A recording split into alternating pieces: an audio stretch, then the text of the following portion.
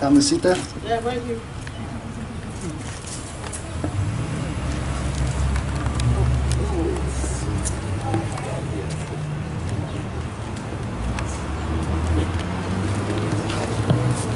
I'd like to, first of all, acknowledge Corina Gold and Ocampo, and because they're there like year after year, and month after month, and struggle after struggle, and where's is B? She's in the spirit world now. See now, the Ocampo family. Are you Pit River and Filipino? Miwok. Okay, they're just a beautiful family. I knew his sister B, and I'm also, I'd like to just acknowledge the ancestors. You know, there's a lot of ancestors that are some, you know, I'm an ancestor, you're an ancestor, but Wounded Knee Ocampo and his sister B Ocampo and the Gali brothers, and now their daughter, the daughter carrying on, Morningstar Gali, and so many, you know, it would be nice if people could live their lives, raise a family, get an education, express yourself in whatever your trade or art could be, live in peace, but it's one issue after another. And those of us who have been in the struggle all our lives, you know, we never have a chance to rest. But some of us maybe practice the struggle by taking care of our elders, being really patient with our elders and with our children, spending time with our families instead of, you know, going out and socializing or even turning on the TV, but just looking at our family members. And when we have elders, we really need to listen to them. You know, sit at the table with them and look at them when they eat and talk to them and ask them questions, because they're the treasure. They're our ancestors right here on earth. And I keep thinking of the Gali brothers because, you know, there's 3 brothers already in my lifetime who I was friends with, who I knew that have gone to the spirit world, and that's just one out of one family. So because there's one issue after another, then people are not able to just live their lives. They have to run to this issue and then fight that issue, and it's going on against indigenous people and the land all over the world. I would just like to acknowledge the Ocampo family and thank you for being there, brother, year after year after year. And I would see you from afar. You know, I'm taking care of my elderly mom. I can't be there all the time, but I see you. You're out there. Corina's out there. There's so many people they're present, you know, camping for months, holding down the land until victory with their prayers. And the beautiful thing is, over the years, as we've been watching the struggle, our people have learned something. We've learned from our ancestors who are present, we'll say, by listening to our grandmothers and grandfathers and fathers and mothers, because we're just, our generation, the generation that came of age in the 60s, we're about the last generation that knows elders who really know the knowledge, that know how to listen when the wind speaks. They know the signals. They know the language when Mother Earth speaks. In our generation, we're just, you know, barely catching up learning, but we've learned enough to just not make it all political, but to make it prayerful. And that's why we're starting to win, because people have learned that our way is prayer way. You know, politics is somebody else's way. And the thing about politics is that they are the ones who run that, and so they can change the rules on you. You know, you play it along trying to do politics, but then the people who are in politics is another kind of people.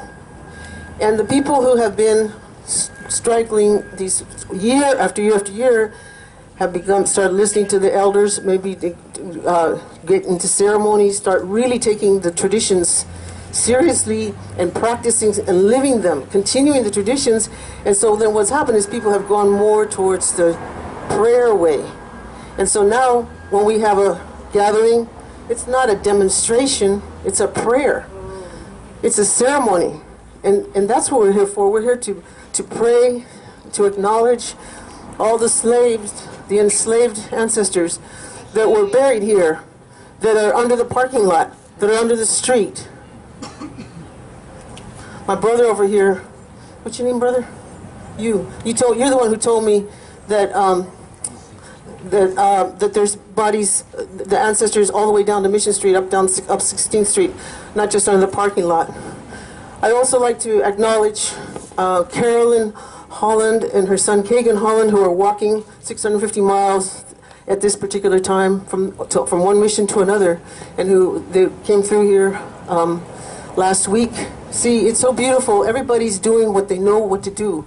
It's coming from their heart, just like we're all doing whatever we can do, and that's very beautiful. I'd like to acknowledge the strength and the wisdom that's coming from inside people. They're tapping into, like, nobody needs to lead them. They're just being led by the spirit within them and by their ancestral ways. Because my knowledge or my experience with California Indian people, not only are they very beautiful people, very sweet people and kind people, they're just prayerful people, just really beautiful people. And I'm grateful to, even though I'm of Nicoya descent, my parents are from Central America, Nicaragua, but I'm just grateful that they're here in California, because the California people, the original people of California, are such a beautiful, beautiful people.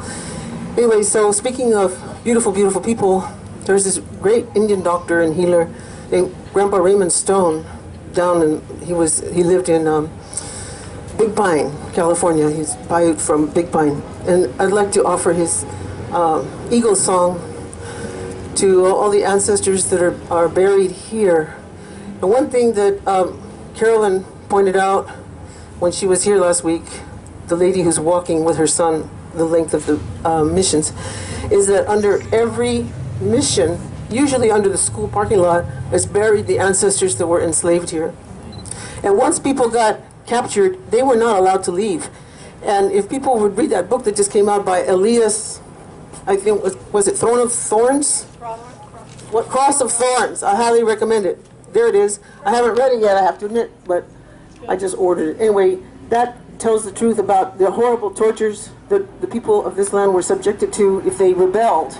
And they were set as an example. And what happened with Juniper Serra was he brought the Inquisition over here and imposed it on people who had lived just kind lives. We'll have to share, before I sing the song, one more thing. My great auntie was an indigenous lady from Nicaragua. She was dark-skinned Indian. She came here to become a doctor so that she could go back and help her people. She's a dark-skinned Indian from Nicaragua in those days, 1930s, and so she got as far as a master's in urology. But she had long hair, and she raised me strictly, braids, dresses, no cuss words. And she taught me that our ancestors, they used to consider a conversation an exchange of bouquets of the mind between friends, and that our ancestors, the indigenous peoples of this land, of this continent, didn't have cuss words in our languages. Our people didn't curse. Our people carried themselves beautifully. They had beautiful attire. Everything, every daily life object was beautiful, made with love, and it took time, and it was made with care, and there was just sweetness among the people. And she said that conversations were just like exchange of wisdom, exchange of knowledge, exchange of counsel, kindness. That's why in Central America, Mexico and Central America, the temples have the pictures of the people that are in profile, and they have flowers coming out of their mouth, because that's what they were exchanging, the flowers of their mind, wisdom. And so just wanted to share that concept with you that I received from my great auntie Amanda Cuadra, RN. So I would like to offer this song. I'm going to face the cemetery where the spirit ancestors here are, but there's ancestors buried all around here, thousands of ancestors. This is Grandpa Raymond Stone's Mountain Eagle song. Oh.